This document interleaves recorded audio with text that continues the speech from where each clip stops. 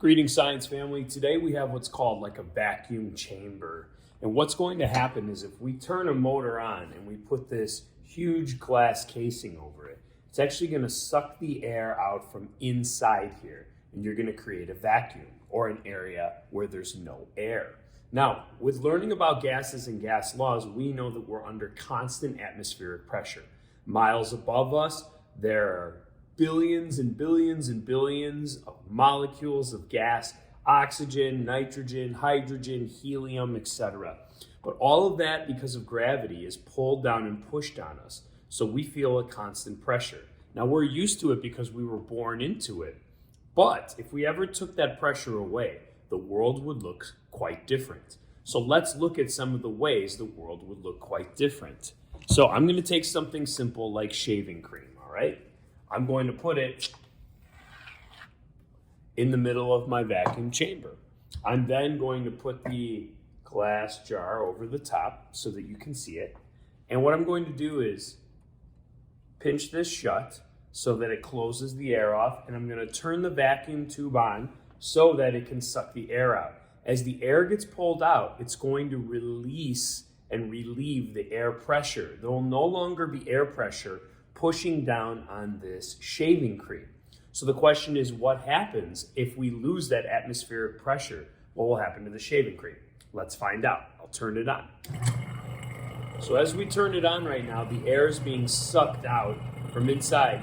And if you can see, the shaving cream is getting larger and larger and larger and larger. Wow. What's happening is there's less air, so there's less pressure pushing down on the shaving cream. Now, as I leave that there, if I slowly let the air back in, the air is going to rush in and you can see what happens to the shaving cream. The pressure starts to build up again and starts pushing down back on to the shaving cream. And as we let that in more and more, you can see now the shaving cream is going to be kind of sad and deflated. So here's a great example of with atmospheric pressure, without atmospheric pressure, because we sucked out the air and it allowed that shaving cream to expand even more. And then when we put the air back in, it pushed it back down again. So there's one demonstration of what happens when we take away atmospheric pressure. For the next demo, let's take something simple like a peep. Now this one is already pretty stale and hard, but it's a marshmallow peep. So it's got marshmallow inside. So it's something that's pretty solid and rigid. So what would happen if we took away atmospheric pressure? Would something similar to the shaving cream happen? Let's find out. Atmospheric pressure is normal right now. As we turn the vacuum tube on, we're going to slowly suck the air out. By doing so, less air means less push, force, or pressure. So if you can see close up a little bit, the peep right now, the little pink sugar is starting to crack and spread out because the marshmallow is starting to grow larger and larger. Why is that? Because there's not that air pressure pushing down on it so much. So it is flexing and opening up a little bit, but because it's stale, it doesn't have a lot of elasticity. But here's the fun part. If we take away the vacuum now and put the air back in, let's see if it's still the same size. So I'm going to let the air rush in. You heard the air rush back in. And now it's a much more deflated peep. And the reason for that is once the air pressure came back in, it pushed that force back on the peep and smushed it back down. All right. So there's another example of what happens when atmospheric pressure changes. Think about what can happen to you or the gases inside of you, like the oxygen and carbon dioxide in your veins and that. Interesting to think about how different the world would be if we didn't have a constant air pressure that was around the same, amount. Our next demonstration goes with regular plain old water. Now this is just regular tap water, not warm, but it brings up the question of what allows water or a liquid to boil. So what I'm going to do is show you that we can boil water without actually heating it up. So I'm going to start getting the air out so that we can drop the air pressure. But normally to boil water, we have to heat it up. But why? We heat it up to boil so that it has enough energy so that it can go from a liquid and escape as a gas, right? It vaporizes. But the reason we have to heat it up to give it energy is so that it can push against atmospheric pressure in order to boil away. But if we take out the pressure, then the water has a lot easier time to boil away. So what I'm going to try to do is bring the camera closer so you can get a closer up and personal view of what's happening. Can you see right there? The water is actually boiling, but it's not heated up. And that's because water has naturally enough kinetic energy to escape as a vapor as long as the air pressure isn't too strong to hold it down. All right, so something a little different that shocks people is that you can boil water without actually heating it up.